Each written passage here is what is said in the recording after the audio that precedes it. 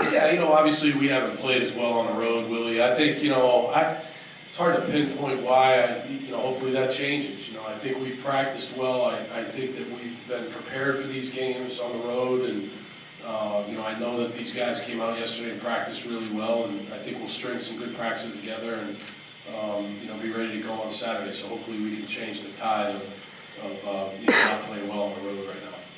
Coach John Robinson's 42 yards away from breaking the single-season record for yards here at Penn State. Is he? Yeah. Who's got that? Bobby Ingram? Yeah. He's So good, man. Yeah. Is that something you and Alan have talked about or talked about? Is that a goal he has now? No, we don't. I just learned that from you. No, we don't talk about records. No, we just talk about doing the best we can to make sure we're ready to go for Minnesota. Hey Bill, with Anthony Zettel, the last couple of years, if you look at his numbers, he has he's got a lot of tackles for loss and sacks. I think it's something like 30% or more of his tackles are for loss. Well, what is it about him that allows him to get, I guess, into the backfield so well and make those kind of plays? That's a great question, because I was actually noticing that on Sunday. He's a guy in the almost 2 years that I've been here. He makes a lot of plays, and so. Why is that? I think number one is he plays extremely hard. He plays every play like it's his last play. That's number one. I think the other thing he's a very strong player. He's got great playing strength, and so he's able to play off blocks and explode off of a block and make a tackle for a loss. Or if you noticed against Illinois, he let Shieldhouse out of the pocket, but he grabbed him by the jersey and sacked him. So he's got strong hands, and he's able to hang on and make those tackles or sacks. And so I give him a lot of credit. And he's come up with some really big plays for us, and I think it has a lot to do with how hard he plays and how strong he is. Bill, going back to the Illinois game, was there any part of you that was expecting a intentional safety when they were backed up in their end zone and they punted it to you guys? I mean, it would have been a little bit better field position for them. Was there any part of you that was thinking about that? Yeah, we did. We talked about that. That's something that they could do. And then we talked about it more on Sunday. If that was something that happened, if we were in that situation offensively, what would we do? And that would be something that we would think about doing too. But again, they felt like that's nothing against Illinois. I'm sure they felt like they had good plays there, just like we all do. And sometimes they work and sometimes they don't. And so they decided to do it that way. And our defense stepped up and played good football, and I thought that was a great example of complementary football. Our defense held them. Then we tried to block the punt, so we forced kind of a rugby-type punt. And I thought Vaughn could have caught the punt. We lost about 10 yards there on the roll of the punt, so we got it at the 50 instead of the 40. But still, we went down there and with a couple better play calls, maybe we could have scored a touchdown, but we ended up kicking a field goal and taking us into overtime. You can't, careful's the wrong word. It's a great question. Because if you go into the meeting room and you say, hey guys, you gotta be careful now, that's the wrong way to go. I think what you have to do is you have to get your linebackers to think simply. Okay, what are their tips when they play action? What are their tips when they run? Maybe it's a stance of a lineman, maybe it's a backfield set, maybe it's some little thing like a near set back versus a pro, an I formation back, whatever it might be. That's a tip that you use. Hey, they're going to run it here, or this is a play-action tip. Or when you're talking to your DBs, you have to tell them to be aggressively smart. So meaning they have to stay on top of routes. They can't be too quick to react to what they see. They can't have their eyes in the backfield. So I think you have to you can't take away the aggression of your team. And, so you have to do a great job of studying film and showing the guys the difference between when they run it and when they play action.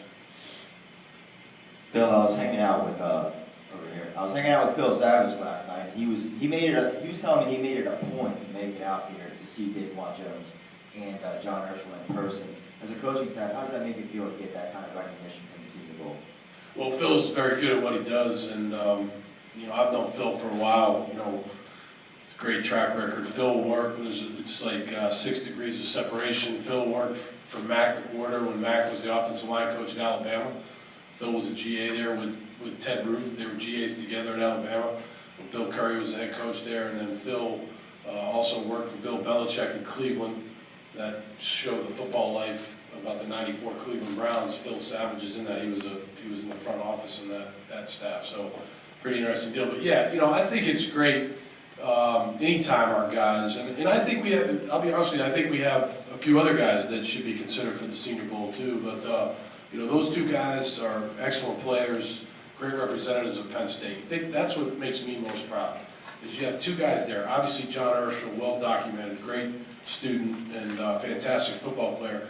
Daquan Jones, in his own right, has made a huge mark off the field with his work ethic and how hard he's worked in the classroom to get to where he is today, and then obviously he's a heck of a football player. So I think that says a lot about Penn State and the type of kids we have here at Penn State. Bill, you've talked a lot about Bill Belton. Always talked highly about him, both as a football player and in terms of character. Can you talk about what it means to you, just to see him playing as well as he's been playing these last couple of weeks? Yeah, it means a lot to me when any of these guys play well. I feel really good for them. You know, I think it's a player's game. You know, it's not a, you know, it's not about the coaches. I think it's all about the players. The players put it on the line every week, and to watch a guy like Billy who you know, has, like I said, has really improved in the classroom. You know, he wasn't doing very well in the classroom when I got here, and he's doing better there. And still, you know, it's a work in progress for him academically, but he works hard at it. And then obviously he's playing well on the field, so it always makes you feel good when good kids do well. Bill, you brought it up on the radio show, I think it was last week, where you said... Yeah, that radio show. You guys tweet every line from the radio show. I mean, how do they do that, Jeff? Go ahead. It's a hard-hitting radio show, but anyway... There's got to be better things to do on a Thursday night. Oh, there are. Tweet my lines from the radio show, right? But anyway, you were saying on the show about balancing kind of how you approach Christian on the sidelines, and I think you said you maybe only boiled over maybe twice. A couple times, yeah. You might have been able to add one from Saturday. Yeah, right. But how important is that to kind of balance how you approach him as far as, you know, you don't want to get too much into his head, but obviously you do coach him and you do critique him? Yeah, that's a big part. That's a great question. You know, we have a really close relationship, and you know, obviously I recruited him, and I've been in his living room and know his family, and so it's a difficult situation that he's in, just being a freshman and playing major college football at that position for the first time.